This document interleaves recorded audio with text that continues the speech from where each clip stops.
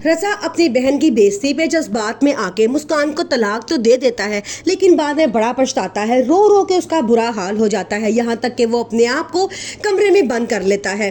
फिर वो गुस्से में गाड़ी निकालता है और रोता हुआ मुस्कान के घर पहुंच जाता है और कहता है कि मुस्कान सिर्फ मेरी है, इसको मैं अपने साथ लेके जाना चाहता हूँ। जबकि उसके घर वाले रजा को धक्के देकर उस घर से निकाल देते हैं और कहते हैं कि उस दिन तुमने कोई ख्याल नहीं किया, एक झटके में इस रिश्ते को खत्म करके चले गए। अब तुम किस हैसियत से यहाँ पे आए हो? अब मुस्कान के साथ तुम्हारा कोई रिश्ता नहीं है। मुस्कान बहुत रोती है। आशिर उसे बहुत हौसला देता है और कहता है कि तुम फिक्र ना करो, अल्लाह ने तुम्हारे लिए कोई बेहतरीन ही सोचा होगा।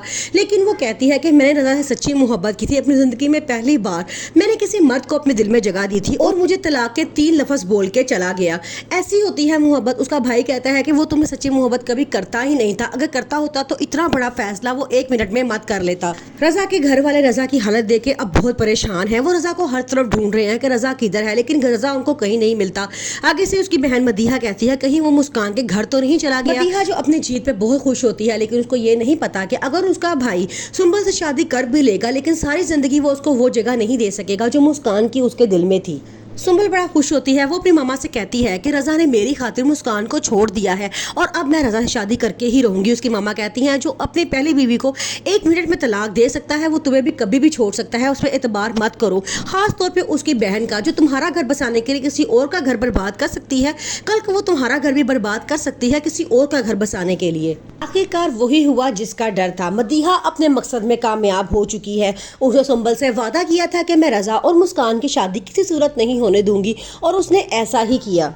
इस मकसद के लिए उसने सुंबल का इस्तेमाल किया। सुंबल को अपने साथ मिला के उसने शावेद पे गलत इल्जाम लगाए, जिसका उसने इनकार किया तो मदीहा ने उसे बदतमीजी करना शुरू कर दी। लेकिन आगे जब वो थप्पड़ मारने लगा तो ये सारा कुछ रजा ने देख लिया।